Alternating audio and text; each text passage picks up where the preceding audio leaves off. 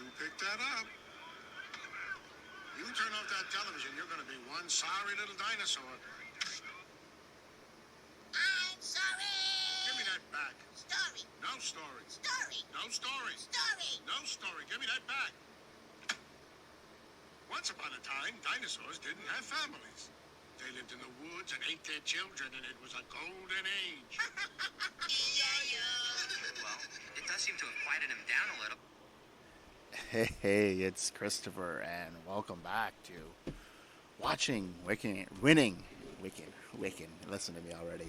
Easy for me to say. Watching, winning, and wrecking.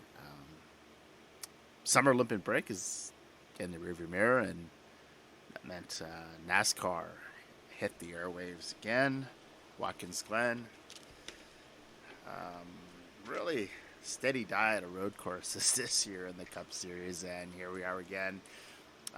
Indianapolis, what traditionally was the Brickyard 400, is now a road course event. Indianapolis GP. I prefer if it was the Brickyard. I think that seems to be the sentiment across the community that, this isn't the Brickyard. And we're at the Brickyard, but it's not the actual event, the tentpole event that NASCAR's made it out to be. It's a crown jewel race, not on the schedule this year. This is being affinity for road course racing. And that plays in the favor of Hendrick Motorsports, is it not? And Kyle Larson, as you know, victorious again. Out duels Chase Elliott. Again, no surprise that you got these two guys up front, neck and neck when it comes to road course racing, the kings of the road this year. Before we get into that, I just want to... I had a pretty crazy week. Returned from a nice vacation with Amanda. Nice weekend getaway. It could have been a trying week. Turned out to be a really incredible week. So I think if you ever feel that things are out of reach and things just seem really downright awful in your life, never give in to those thoughts. Never give in to you're not good enough, or things you won't come out on the other side feeling great or better than you were. And grass is greener on the other side sometime. And going through some changes in my life. Well, good changes, positive changes, starting some new employment soon. We'll continue to keep doing this podcast. I enjoy talking to the masses here and giving my input on what I think goes on in NASCAR and some other news of the week we'll get into later on in the pod. But I just want to say, if anyone is ever feeling low in their life and thinks that things can't get better or life won't turn around, it will. You just have to be patient and go into everything with a positive frame of mind, and it'll all work out for you. You have to be patient. And again, we live in, cliches and proverbs are around for a reason, and the good things comes to those who wait. Patience is virtue. I could go on, and I won't, but they're there for a reason. And I think you just got to keep a positive mindset no matter what. In the face of adversity, things will find a way to work themselves out. And for me, that was the case this week. And it's easier when you have love in your life, and everybody, I hope, gets to experience that once in their life, that unbelievable feeling that you have that person in your life that can turn things around for you and be a pillar for you, in the face of adversity. Can be that quote-unquote rock for you, can be that person that lifts your spirits, and Amanda is that for me, and I love her like no other, and I'm just glad she's my partner, and I'm so in love with her. But moving on to NASCAR, I didn't come here. This is not a philosophy podcast, although I might have a few years on some of you, and some of you may have a few years on me. I'm not much of a philosopher myself, but it is a good thing in life that we have love, and then we have people that care about us. And I think that's really what makes life worth living, I believe. And I think for those who've experienced it, you know what I'm talking about. For those who have yet to, just keep pushing. It's out there. You will find your person. You will find happiness, and you will find good things in this life. You just got to search for them. You just got to be patient. So some tragic news as well. Bob Jenkins passed away this following week, not coming week. I mean, or get ahead of ourselves. Sorry for that. It's didn't come off right. This past week, he had passed away. A long-time broadcaster. A lot of NASCAR fans will know him. IndyCar. He worked for the likes of ESPN, NBC. I think he had some calls in the Indy 500.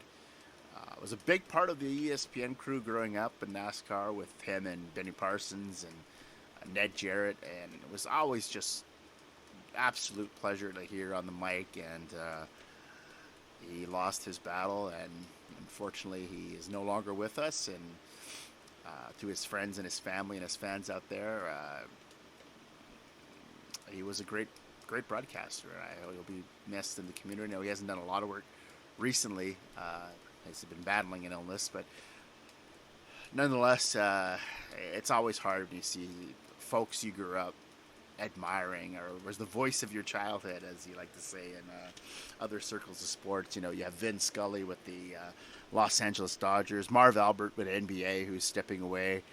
A huge part of my life growing up. I guess in hockey, you would have. If you grew up in Canada, CBC, I think you had Bob Cole, Harry Neal. So these were like staples. These are people you could count on every year in a broadcast. And NFL, you have the GMFB crew, which I enjoy. Nate Burleson is also moving on from that show. He's going to be hosting a morning show for CBS. Good for him.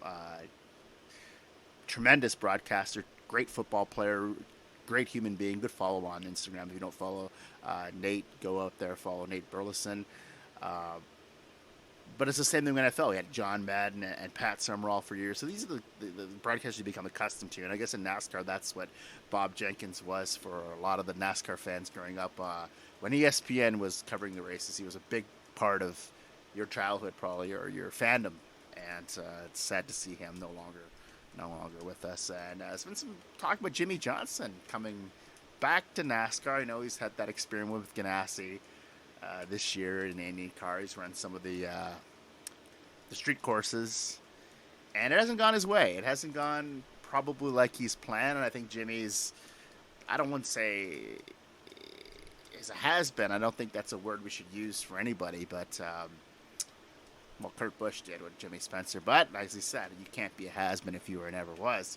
But Jimmy Johnson was a pretty big deal. He's a 7-time champion in Cup, 83 career wins. Didn't quite get to surpass Cale Yarborough. And who else was on that list? I think it was, doesn't matter. Cale Yarborough just stands out to me. Darrell Waltrip, I believe, was also on that list at 83. But anyhow, in any case, certain circles are talking about him returning in a couple one-offs for NASCAR. I don't know what that'd be with Hendrick, because he's driven for Hendrick his whole career. And Ganassi's no longer will be in NASCAR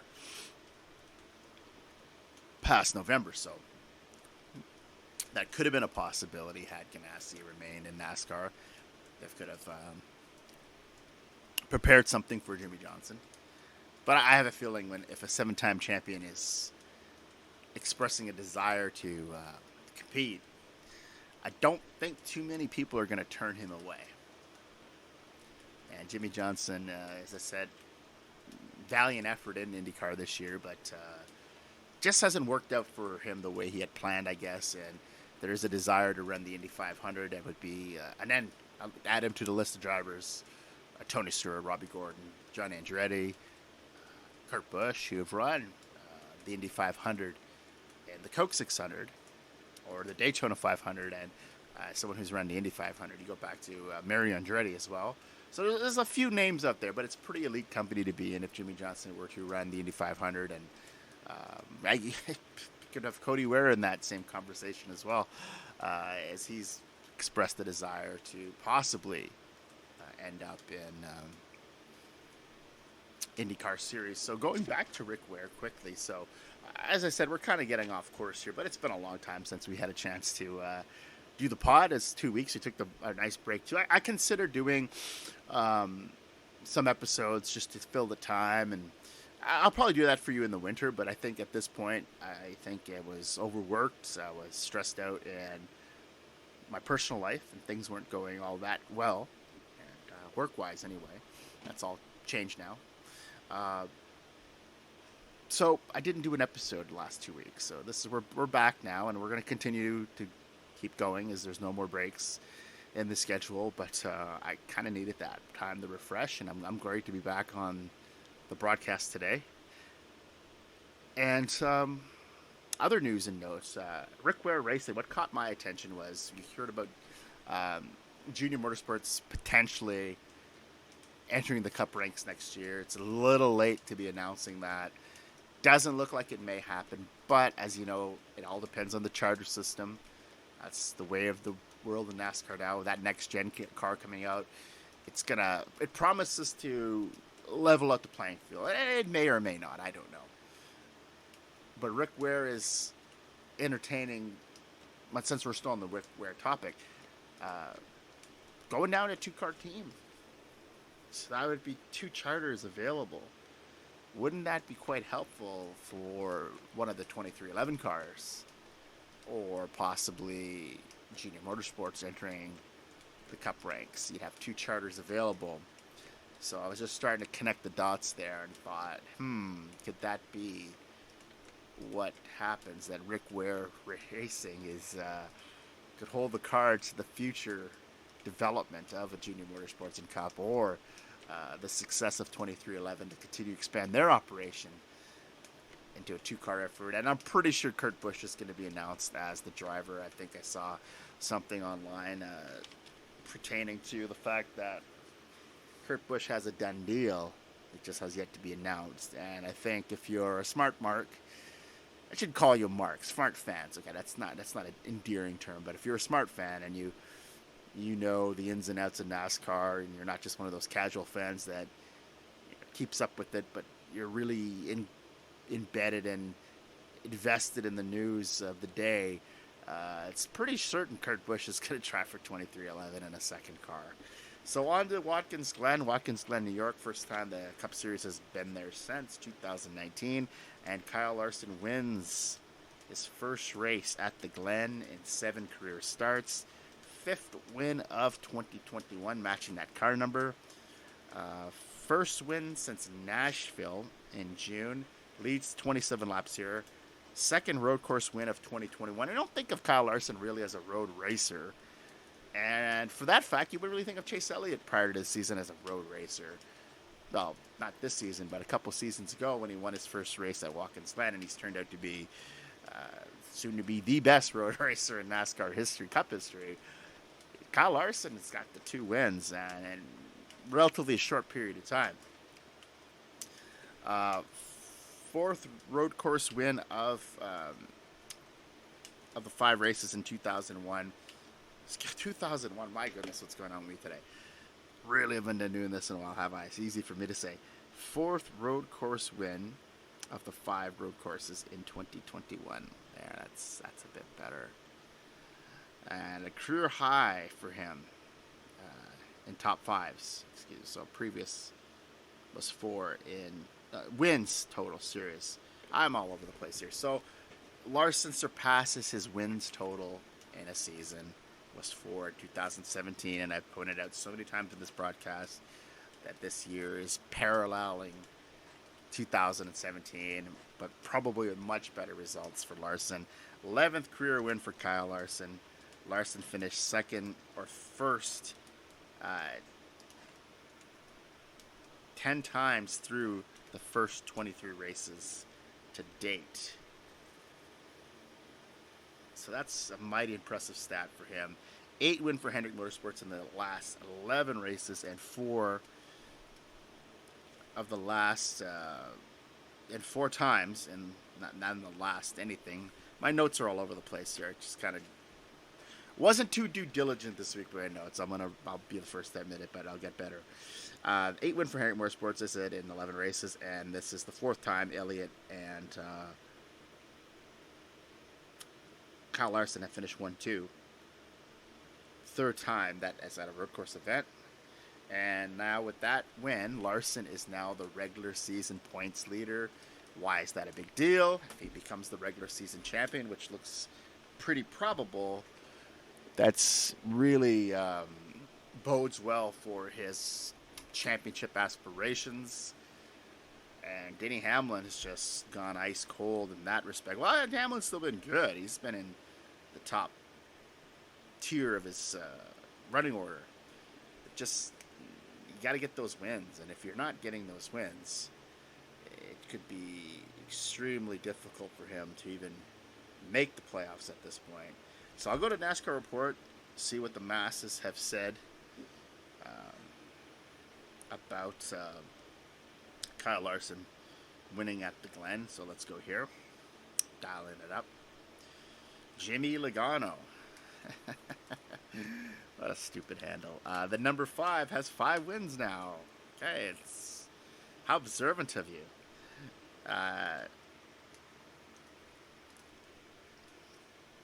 Heifer all over. What a fucking handle.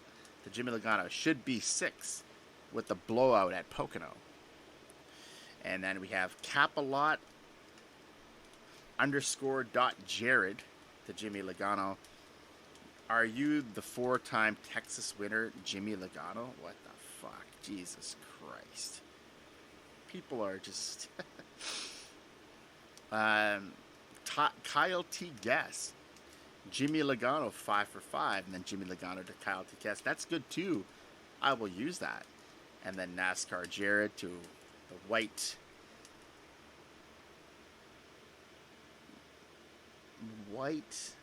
Bose Weaver. Okay, I never knew the white Bose Weaver was on this tread, but anyway, applying to him, he's no 8-time winner at Texas because Jimmy's 7 plus Logano's 1 equals 8 Texas wins. Okay, that's so far from the point.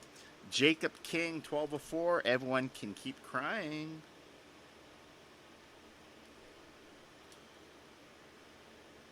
And Oscar Aguirre to Jacob King had to wreck to win.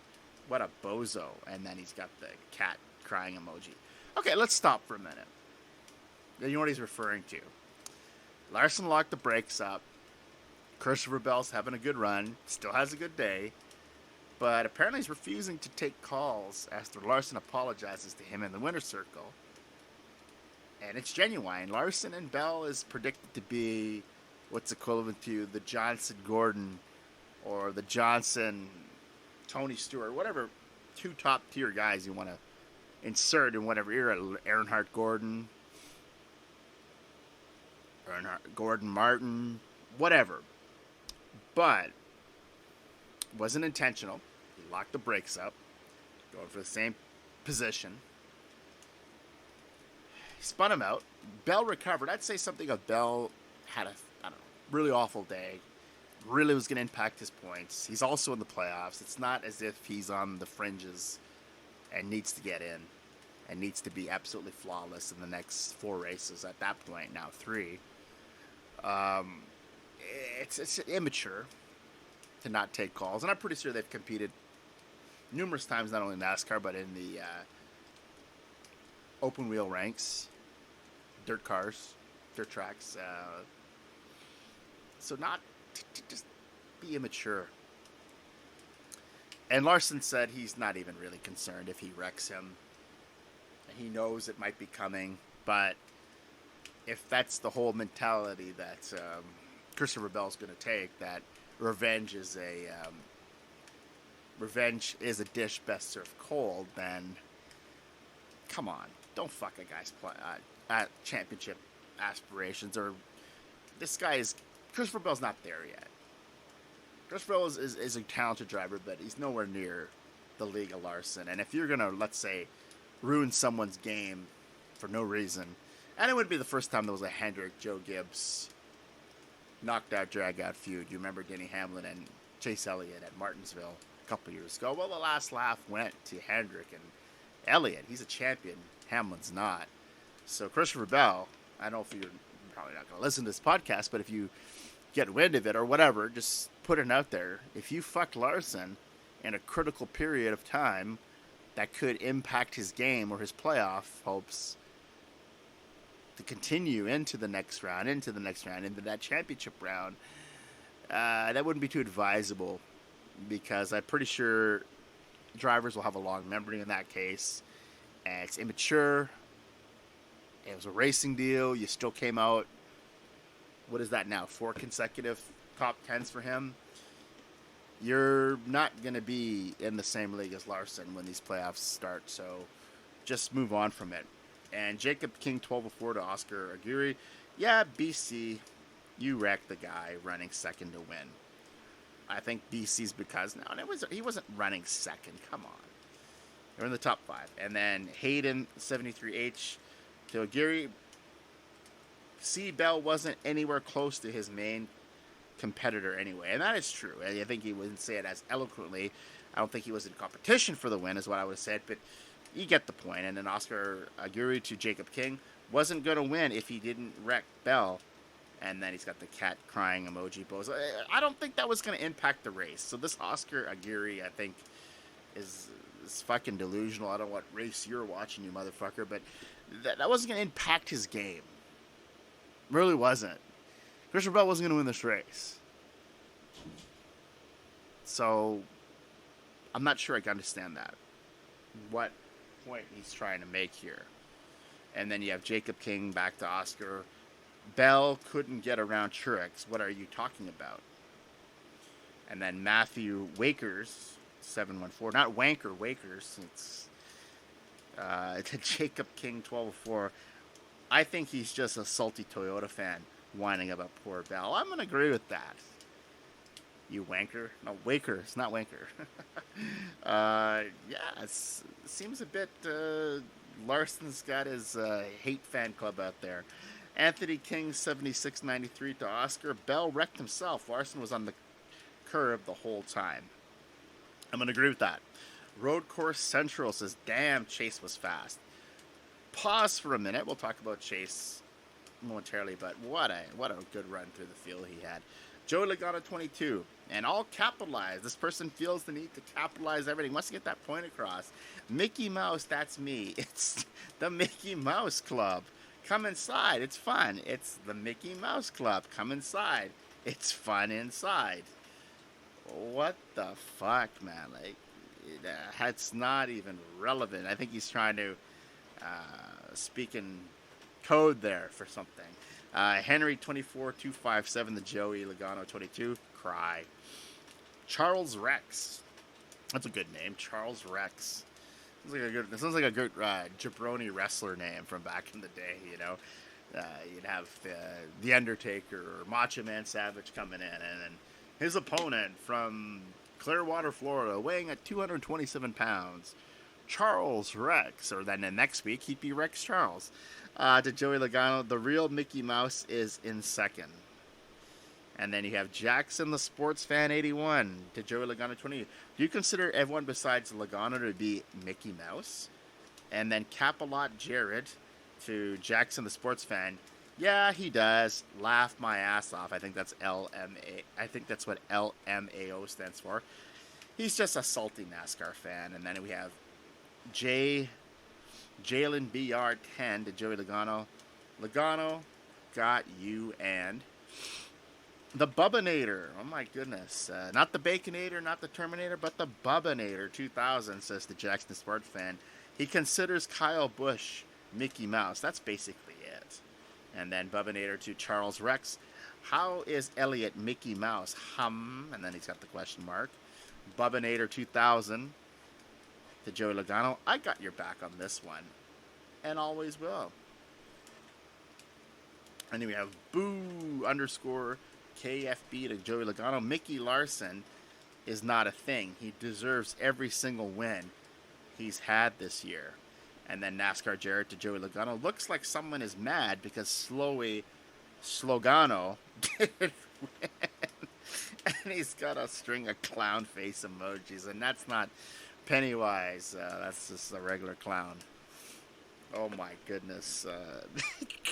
I'll tell you, that's why I do this segment every week on this pod, is that these NASCAR fans on the NASCAR Report, if you're having a really bad day, shit's just not going your way, you got coffee dripping down your leg, or your kids are in a bad mood, they don't want to do their homework, or they just won't listen to you, let's say you burnt the cake, or you're not too happy about going to the in-laws, whatever, just honestly do yourself a favor. Go on Instagram, go to the NASCAR Report, on any post really, not just the winning posts, and read some of these comments, and I swear to God, it will make you cringe and it'll make you laugh all at the same time. And NASCAR Jarrett to Joey Logano 22, you're just being a salty Logano fan. Larson is nowhere near Mickey Mouse. I don't get the Mickey Mouse reference. I get when people say a Mickey Mouse team or a Mickey Mouse player. I get that, saying they're less than, right? And I don't understand. Mickey Mouse is a fucking pop culture icon, the face of Disney for years. I'm not sure I get the reference, but anyhow. NASCAR Jared to Bubba Nader, because Kyle Busch is Mickey Mouse. Okay, why does everyone have to be Mickey Mouse here? This is just crazy. Jackson the sports fan. Larson earned that win fair and square. All the haters and Chase fans can ride.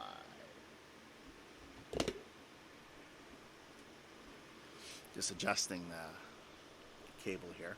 Give me a second. I'm going to take a drink. Oh, very nice.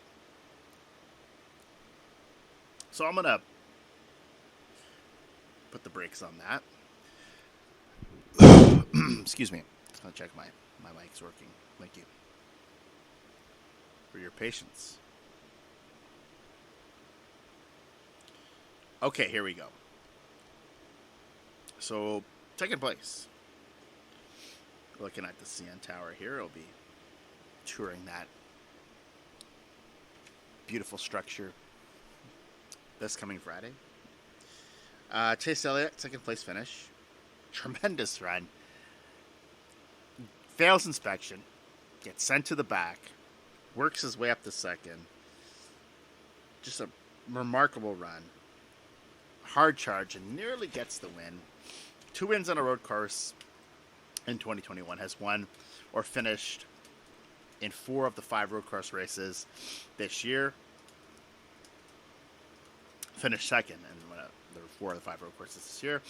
Still has 2 races left to get to Jeff Gordon for 9 road course wins in NASCAR Cup history.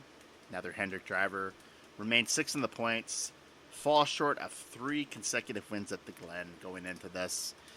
And the last driver to win 3 consecutive road course wins, so not road course wins, but wins at the Glen, the road course, Jeff Gordon in 97, 98, and 99. It's only fitting a Hendrick driver would accomplish that feat had Chase Elliott done this. But I think Chase Elliott will reach, he's going to win Indianapolis, I think, or the Roval.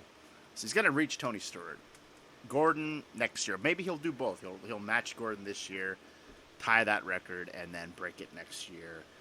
But Hendrick Motorsports has had a tremendous history of road course race wins. And it's in. That's why Hendrick is the benchmark. That's why Hendrick is the team in NASCAR that every team aspires to be. And Hendrick it's to me, that's when you think of NASCAR, you think of Hendrick Motorsports. Martin Truex Jr., 3rd place finish, 8th top 5 of 2021. Has had a really 9 strong, has had a few weeks of just really strong finishes, 2nd, 3rd place finishes in the last 3 weeks.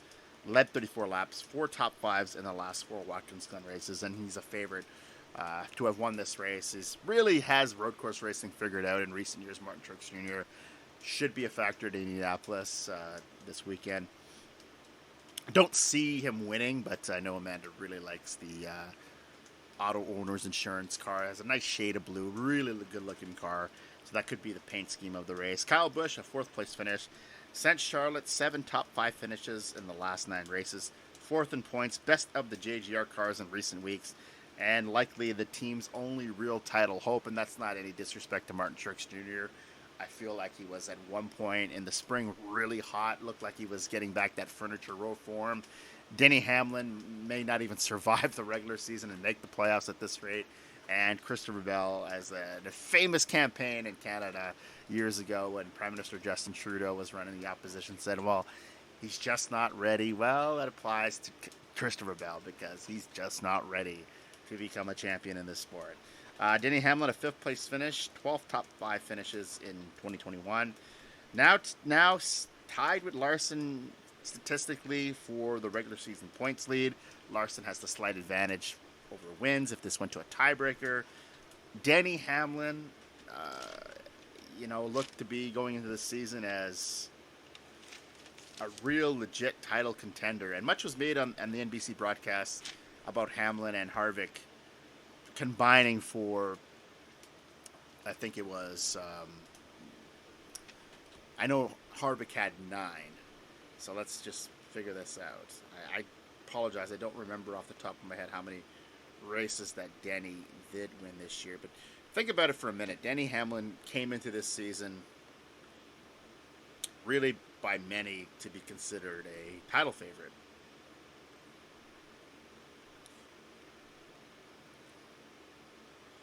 And to have this kind of season where you just don't look like things are clicking, it's just not good. So Denny Hamlin here should have this here. Just give me 1 second. Hamlin last year had 7 wins. So 16 combined wins between the two. And I think that's why the NBC crew has made really so much out of this in the broadcast. They're at 0 combined. And who gets the win first? And Hamlin, it's not a lost year for him. I mean, let's say he were to win. I don't think he's going to win in Indianapolis on the road course, I'll be honest. Michigan might be his best opportunity. Daytona, anything can happen. Let's just say he wins Michigan for argument's sake. Gets hot in the playoffs, starts rolling off wins. We're not even going to talk about the regular season. It's going to be much like same style as you'd have in NBA or NHL or even MLB for that matter, but a wild card. A team maybe, didn't have quite the season like Montreal Canadiens in hockey this year. I think no one really expected them to do anything. Kind of a lackluster, mediocre regular season. Got into the playoff picture. Went right to the Stanley Cup final. That could be, Denny Hamlin could be the Montreal Canadiens of this season. Very possible, but I think if either he doesn't make the playoff or he makes it and as an early round elimination, there's going to be much made that what's going on with the 11 team. You had that same conversation back in 2018 when he was winless. Had those really good years in 19 and 20.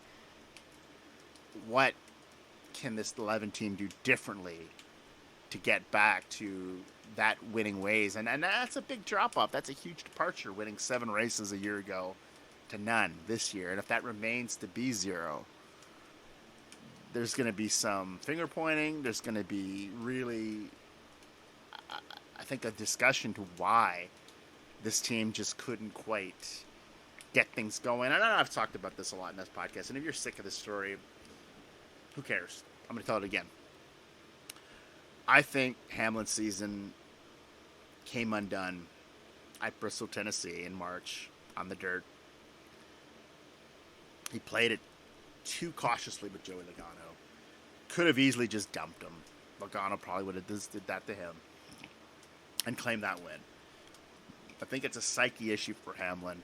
He's seen it in 2010. He goes into the final race of the year as the points leader, walks away disappointed, not the champion in 2010. Jimmy Johnson is. So Hamlin just seems to be, through the years, a victim of his own psyche, and I think that's prevalent in a lot of sports. But Hamlin, for whatever reason, seems quite content to not be a champion as he made light of that last year when he was in the Final Four, that he wasn't going to let this define his career. And it shouldn't. No, he's right. I mean, if he feels comfortable and he's satisfied with his career, and he's had a great career. He's won a lot of big races. He's been a fixture in this sport for many years and has been fairly successful. But I think now we look back on Hall of Fames, and you're only as good as your last championship or your last win. Hamlin doesn't have a championship to his credit, and what looks like a really stellar resume, you can't help but see that's the blemish on that record, that he's not a champion in the Cup Series. Man, I don't know if like I said, he can say it doesn't bother him, but I think as a competitor, it has to bother you. So we're going to move on. William Byer, a 6th place finish. This is his first top 10 since the Pocono race in June.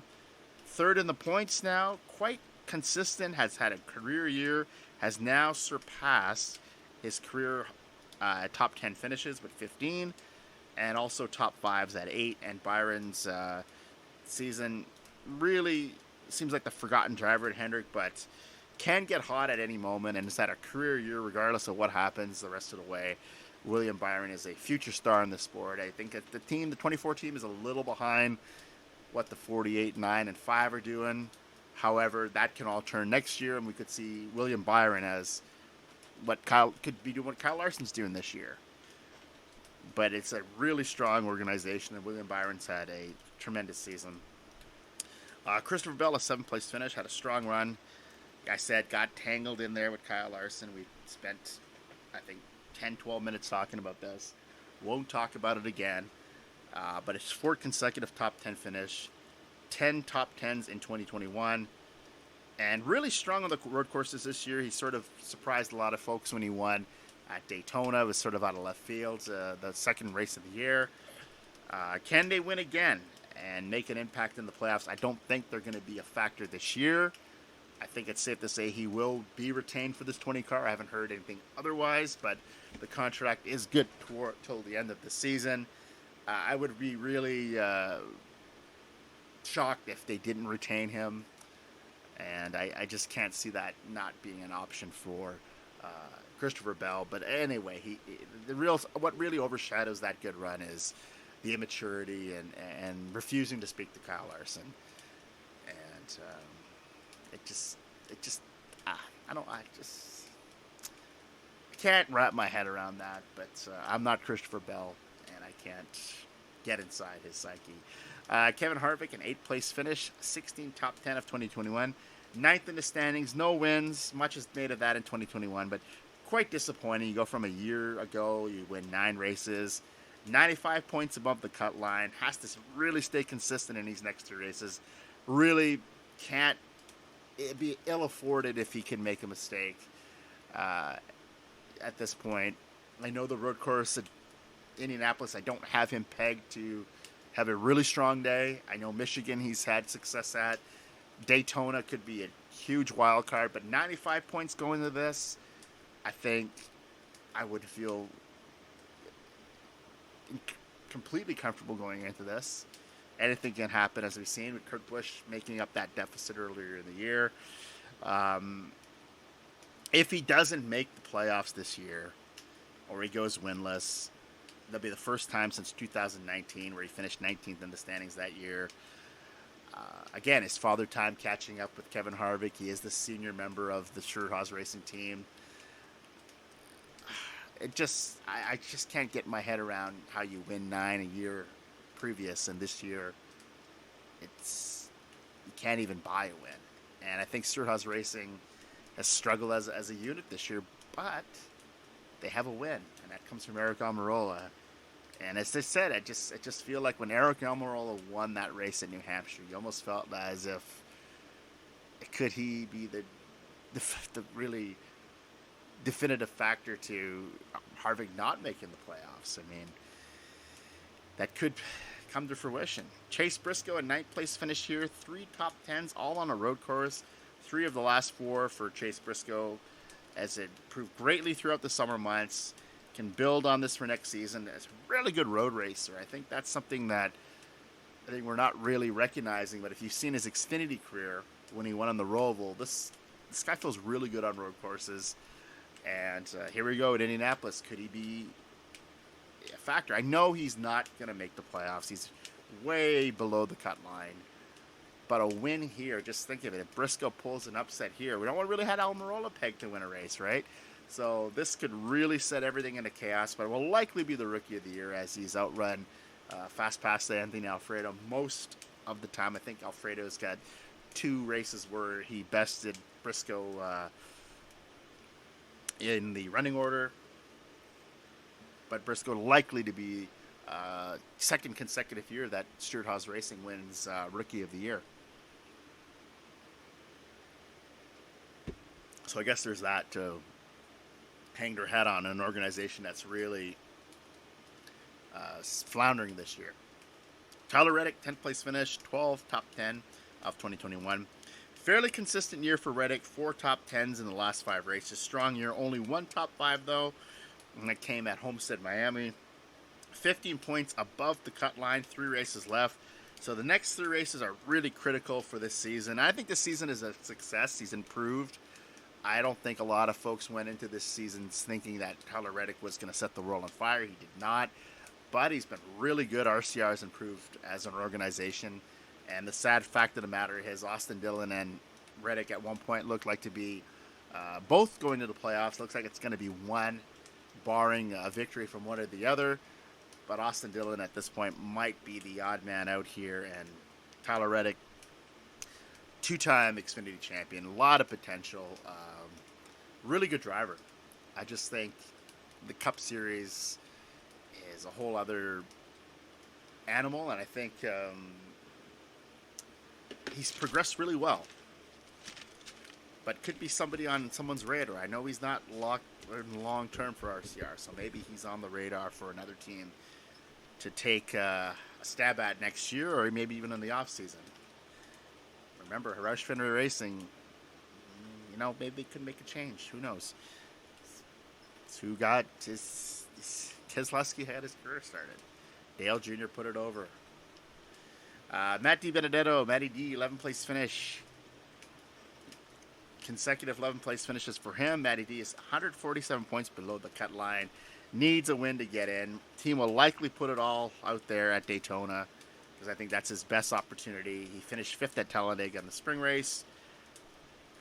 And reports say now, initially he wanted to stay in the Cup Series, was hell-bent on that, but now I think his tune has changed and will entertain offers in the Xfinity Series or in the Truck Series. And as spoke about on Sirius XM radio program that I think Chad Knaus and Steve Letarte were talking about it, and how Letarte brought up the point that he could go to Xfinity, and then Knaus said, well, I never considered that.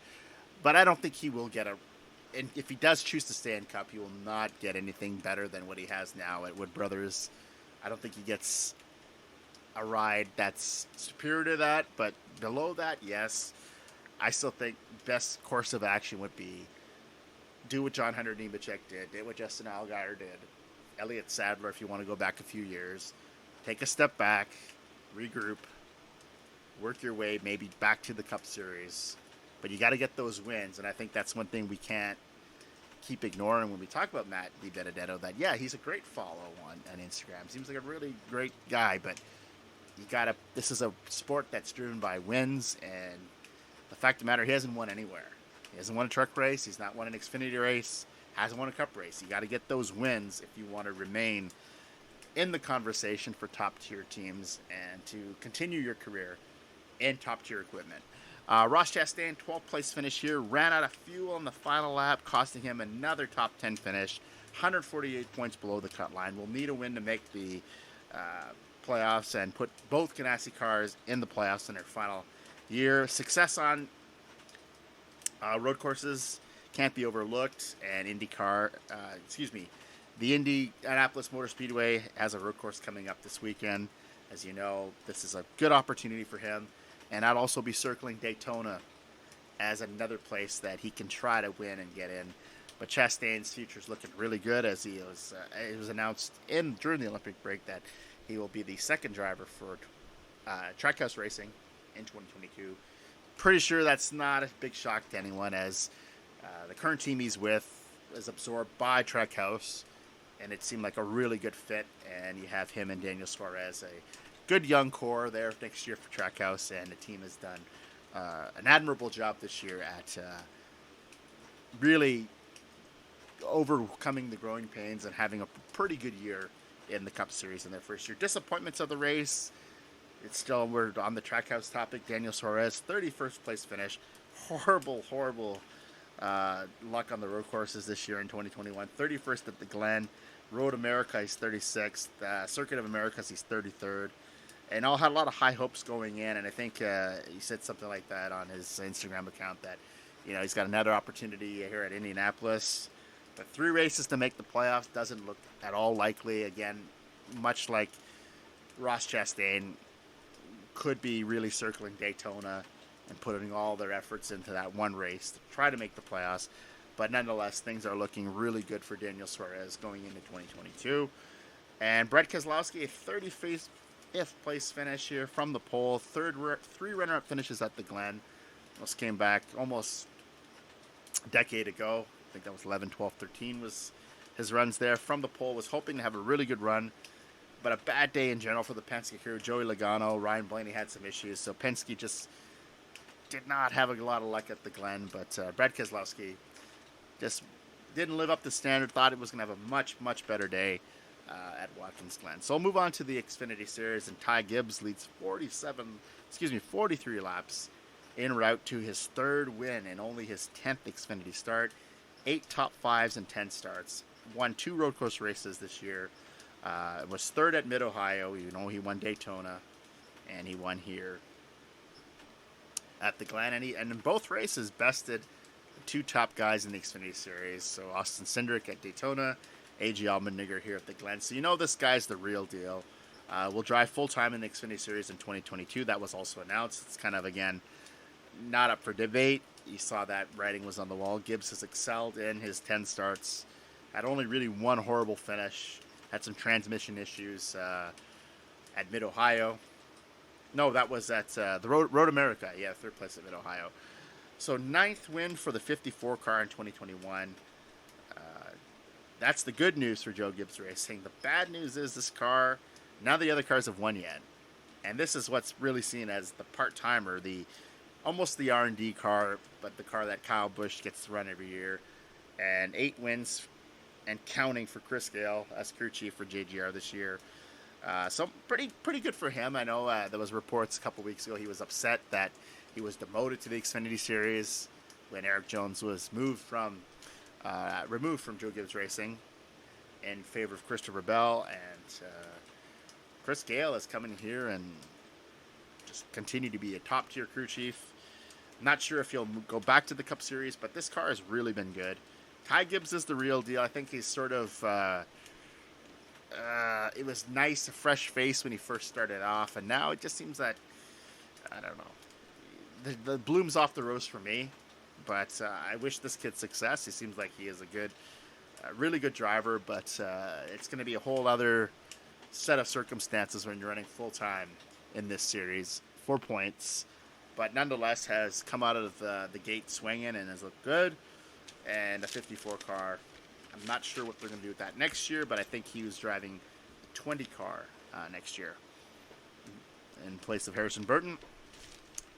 A.J. Allmendinger, 2nd place finish, leads 6 laps, 12th top 5 of 2021, 4 in the last 6 races, remains 2nd in the points, third win.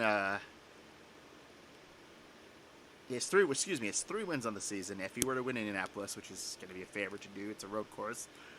Close that gap on Austin Cindric, who has 4 wins. Tighten that thing up for A.J. Allmendinger, and it'd be nice to see that.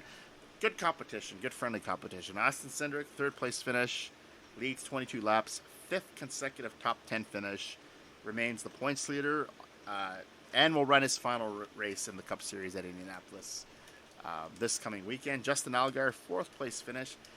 second consecutive top 5 finish, 9th top 5 of 2021, and was on pole for this race. Harrison Burton, a 5th place finish, 3rd top 5 in the last 4 races, 5th in the points, still no wins, and I think that's what really is the black eye this team has this year. Could have a clutch performance in the playoffs, is on to the Wood Brothers next year, but it's just hard to keep looking at Joe Gibbs Racing and seeing that they've had a really successful year. Yeah, you've had 9 wins, but it's in a part-time car, the car for the part-timers. These other 3 full-time cars, Hemrick, Burton, Jones, have combined for 0 wins. 6th place finish for Brandon Jones, still on the topic of JGR. First top 5 since Pocono, 9th in the points, and is limping into the playoffs. But it looks like the 19 team will make this. But a really difficult year for them, really hot and cold. And I know Brandon Jones, a lot of his success does depend on sponsorship. And if he remains with Joe Gibbs Racing next year, I haven't heard any kind of news really as far as Xfinity teams, but very disappointing year for Brandon Jones. Noah Gregson, piece of shit Gregson, 7th place finish, 11th top 5 of 2021. Will likely make the playoffs, still winless. And in the playoffs really won't be, it's more like competing for the championship. I think he's going to be competing more to remain in this 9 car, as Josh Berry, I still think, will come into play with this team. And Gregson, I just feel, has not lived up to the standard that Junior Motorsports will require him to uphold if he wants to remain in this car. Jeb Burton, 8th place finish, 12th top 10 of 2021. 2nd in the last 3 weeks. And again, a solid player this year for Colleague. Looks like he will have a good run in the playoffs. I don't think it's going to be a championship run for him, but a good year good first year in this team for this team, and could bounce back really well next year. And Justin Hayley, much of the same, 9th place finish, 4 consecutive top 10 finish. Again, needs a real strong playoff run, I think, to validate the season. Numbers are a bit down for this team. Moving on to Cup Series, would like to have one more opportunity to claim the championship before he moves on into a Cup career. And Sam Mayer, 10th place finish, 2nd career top 10 and 5 career starts for, which I think as a future driver full-time in Junior Motorsports. So like I said, that's going to push somebody out. You have 4 seats available on that. And that not depends on sponsorship with him. I think that's why he's there. But Gregson, I don't know, maybe Justin Allgaier moves up the Cup. We'll see. Michael Annett, 11th place finish in his return from injury. And he's 30 points above the cut line. Strong finish will keep him in the playoff picture. But as we were doing the notes, breaking news today that so a lot of issues in the Xfinity race at Indianapolis. You have Chase Elliott is announced, as we're recording this, to sub for Annett today. That's going to boost the chances of that car going to the winner's circle, is it not? But what does this do for Annett's playoff hopes? I think it really puts him in a precarious position now that he's missing another race. I think he came back too soon from a leg injury. Good finish last week, but I think Michael Annett is in danger of not making the playoffs now. Not sure if he's going to miss any more races. And also, James Davison will drive for Kyle Tilley today. I know that was just announced. And Max Pappas, who was set to make his return to NASCAR, 8-year absence, was going to run the road course at Indianapolis for Rick Ware Racing.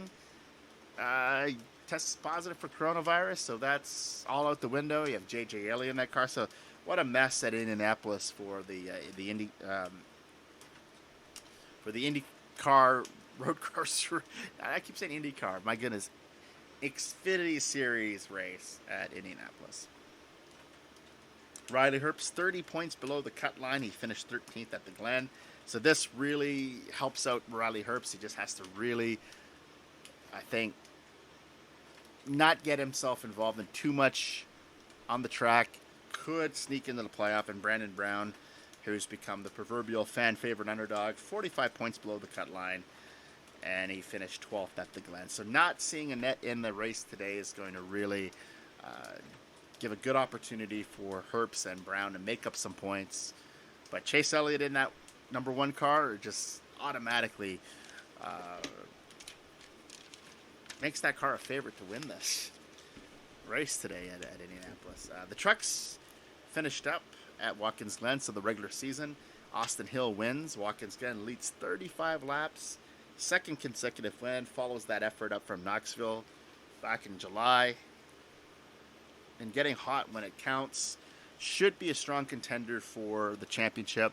7 consecutive top 10 finishes. That was his 8th career truck win, and on pace to surpass his top 5 total and his top 10 total this year. John Hunter Nemechek, his regular season champion, a second place finish. 9 top 5s, 12 top 10s. Really the favorite to win this title. I've said that all year. I don't see anyone besting him unless there's something catastrophic that happens. And Sheldon Creed, a third place finish for the reigning Truck Series champion, but is only a second top 5 in the last 3 weeks, and the numbers are really down for him.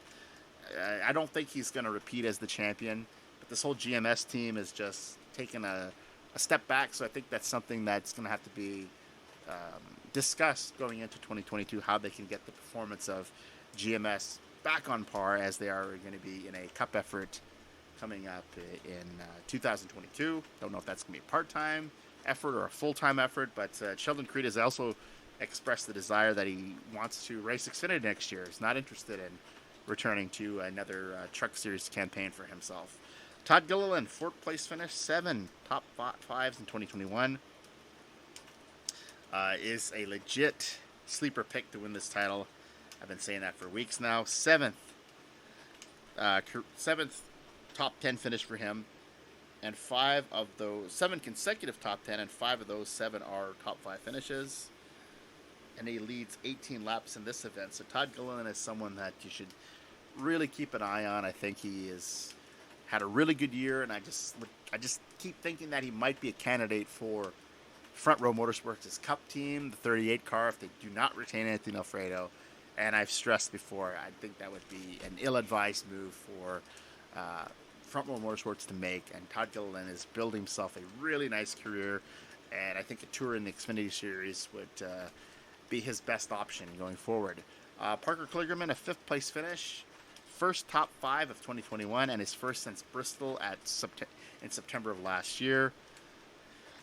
18th career top 5 for Kligerman, and I know he does a lot of work with NBC, and he's a pit road reporter, but he's someone that someone should consider him for full time. He's done a really good job with the Charlie Henderson team, and if this team were to go full time in 2022, I don't see how Parker Kligerman is not on the top of your list. I'm not sure if he has that desire to run full time anymore. He really enjoys working in the pits for NBC, but it still seems like there's a lot left in the tank for a guy a couple years back that was seen as one of the can't miss prospects in NASCAR.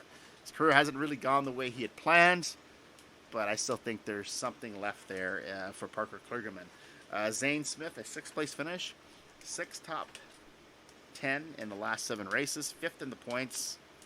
Like his GMS teammate career, numbers are down from last season, and 2nd in the points 1 year ago. I don't think that will happen this year, a 1-2 for GMS, but Zane Smith, another driver who I think has a lot of talent, and keep your eyes on him in the playoffs, but I'm not going to expect too much, really. But Tyler Ankrum, a 7th place finish here, falls short of qualifying for the playoffs for the 3rd consecutive year for GMS. 2 top 10s in the last 3 weeks, and could surpass, some of the good news for this team is, not in the playoffs, but could surpass his top 5 total. He's already tied with that total from 2019 and 2020. So that's really should be that team's goal, I think. And GMS is kind of a mess right now. They got to really sort things out. Paul Menard, 8th place finish in his 2nd truck race of 2021, and his first top 10 in the trucks since he finished 8th at Michigan in 2000. No, at this actually race, it was Watkins Glen, in 2003 when he was driving for Andy Petrie. So that goes back a while. And Andy Petrie, who works for RCR as a director of some sort, I think might have been a competition director, but rich history for him at RCR. He was Dale Earnhardt's crew chief when he is winning championships, but long time team owner in Cup Series and trucks, and that's how far back we're going, is when he was still a team owner. As last time Paul Menard was in the top 10 in a truck, and Sam Mayer was 9th place finish, 3rd top 10 of 2021, and he's been in the Stacey Holmes car for 4 races this year, so good record. Sam Meyer's a really good driver. I just don't know if he's ready to complete a full series with Junior Motorsports in the Xfinity Series. Maybe take a step back in the trucks, but really good driver. And a little critical that he took the seat from Josh Berry, but I don't know. I don't make those decisions. I would have kept Berry if that was me.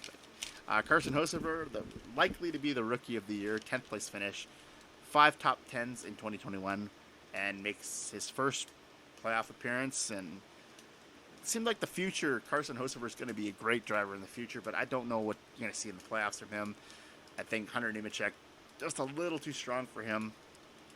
And Austin Hill and Todd Gilliland. I think that's going to be really hard to best those drivers. And Ben Rhodes, who's had a really good year, but 15th place finish here, 3rd in the points, no top 5s since Charlotte in May, and only 2 top 10s in the last 5 races. So things have kind of gone awry for him.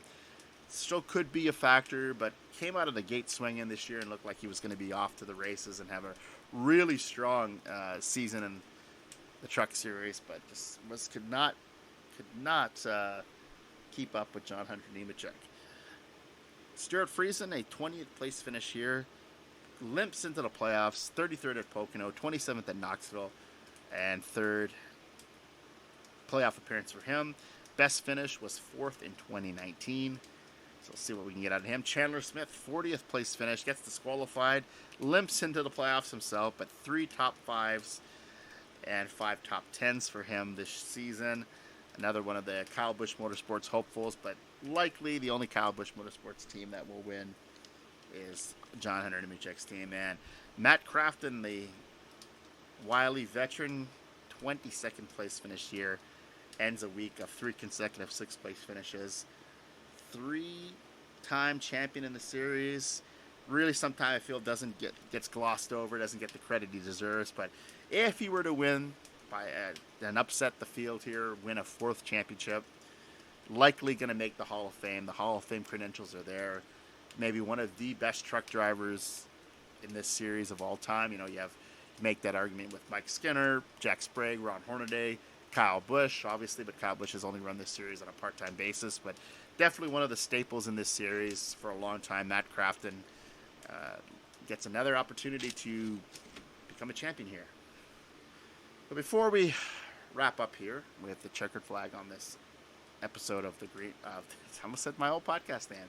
Watching, Winning, and Wrecking. Here's the 5 drivers to keep your eye on at Indianapolis, the road course. Really kind of wish it was the Brickyard, but we'll have to wait another year for that. Going for his 8th road course win in Cup, Chase Elliott. This is his second. His 2 wins came at Road America and at the Circuit of America. So 2 new road courses on the schedule. So he has a habit of winning new events. Can he add the Indianapolis road course to that? He was 2nd at Sonoma and at the Glen this year. So as always, really strong year for Chase Elliott on the road course. Don't think he's going to be not a factor. I think anytime you're on a road course, Chase Elliott is almost your favorite, overwhelming favorite to win. Kyle Larson, 2 road course wins this year at the Glen and Sonoma. Another win would tie him with Tim Richmond for wins by a Hendrick Motorsports driver on a road course at 3. And Larson tends to get really red hot when he can and is likely to be a factor here again. He's going to have to contend with Chase Elliott to win at Indianapolis. And Ross Chastain, a win would put him in the playoff field. Really looking forward to next year for him with Trackhouse, but 3 top 10 finishes in the last 4 road course races, and would have made it 4 had he not run out of fuel on the last lap at the Glen. So Ross Chastain is another driver that seems to be very comfortable with road courses and could be one of those drivers that you have to look at if he's going to race his way in. This is a prime opportunity for him. And Kyle Busch, of course, the best of the drivers that is not in a Hendrick car in the last 3 months or so. 5th at Sonoma, 4th at the Glen, 3rd at Road America. And those are the last 3 road races, and he's been pretty solid in those. I just feel that if anyone has anything for Larson and Elliott, it's got to be Kyle Busch on a road course. And finally, AJ Allmendinger. How can you never pick AJ Allmendinger when you're going to a road course? And I misspoke on my previous episode prior to the Glen. He didn't even enter the Glen, and I had him as one of your top 5 to watch. But I did confirm he will be in the field at Indianapolis. And it's, like I said, hasn't won a race in Cup since 2014. Always has a good accounting for himself with the colleague team whenever they run road courses. And I think this is going to be something that is in place for next year. So AJ Allmendinger has an opportunity to add some more victories to his trophy case, some more trophies for him. And a win here by AJ Allmendinger would really alter the playoff picture. Although he's not eligible for the playoffs, he's not eligible to make it if he were to win. It would just leave Hamlin and Harvick 2 races left to make something happen and really put pressure on guys like Austin Dillon, Tyler Reddick, who are on the fringe right now of making it or not making it. So I will wave the checkered flag on this episode. It was great being back with you all this week and discussing NASCAR and in the Cup Series and Xfinity. And the playoffs are off and running in the trucks. I'm going to make my prediction here. Barring some crazy circumstance, John Hunter Nemechek is going to be your 2021 Truck Series champion. On the Xfinity side, it's still too soon to tell. And the Cup Series, I think you're going to see one upset winner. That's just going to send shockwaves through the Cup garage that it's going to leave someone's going to be elated at Daytona and someone's going to be heartbroken. And that's just the nature of the business. And I'm going to finish this episode by saying I will be going to, for a nice vacation in Ontario, Toronto, and Niagara Falls coming up this week. And it's been really hot. I hope some better weather coming up, a little cooler, a little better for sleeping. And just, the heat is just, humidity in Canada is the worst. I mean, if you go to Florida, Arizona, you just got that dry heat, and it's nice. It's actually something that you look forward to the day that, hey, it is a nice string of weather in the 30s, late 20s. But here in Canada, it's just the goddamn humidity that gets you, and it's just, leaves you just feeling disgusting. What else are we going to talk about? Baseball. Baseball's heating up, right? The wild card. I'll see the Blue Jays and Tigers on Friday at the Rogers Center. My first time going to a Rogers Center in many years, so that's going to be fun to see that. And the Blue Jays are playing some really good baseball. Good wild card race in the American League. If you're a National League fan, it's not so much. I mean, it seems to be out of reach. It's like the 3 representatives from the West are going to be there: the Giants, Dodgers, and Padres, and NFL starting up soon, so I'm happy about that. Got to look at some preseason action yesterday, the Arizona Cardinals and Dallas Cowboys. So good look at look at some practice squad guys, maybe some third stringers. It's still football, right? It's better than nothing, but the regular season is around the corner for the NFL, and that's always a great Sunday tradition, sitting there watching NASCAR and flipping back and forth through NASCAR and NFL action. And what else do we see? You saw the American Werewolf in Paris. In London. I keep saying Paris. That was the really horrible sequel from '93 at the Mayfair Theater. An interesting movie. I thought from director John Landis is that same genre of horror comedy. I thought Innocent Blood from 1992 was a far more superior movie. I was okay. I enjoyed it. I enjoyed my date nights with Amanda at the Mayfair Theater in Ottawa, and it's the ambiance of that place. It's always it's just really, if you've ever been to Ottawa or you get a chance to come here, I would recommend buying a ticket to see something at the Mayfair, because you will not be disappointed. It is a very relaxing place, and it's just, if you're really into cinema and architecture, this is the place for you. What else do we got going on? No, other than that, I've got nothing else. I just want to, like, again, reiterate the fact that nothing's ever out of reach, and you can, hard work goes a long way, and just continue to keep pushing. And until next week, this is Watching, Winning, and Wrecking, and I will see you next time when we'll discuss the events of the IndyCar. I keep saying IndyCar, Jesus fucking Christ. Indianapolis road course races for Cup and Xfinity. And we'll look ahead to Michigan. And we'll see you next time on Watching, Winning, and Wrecking. Goodbye.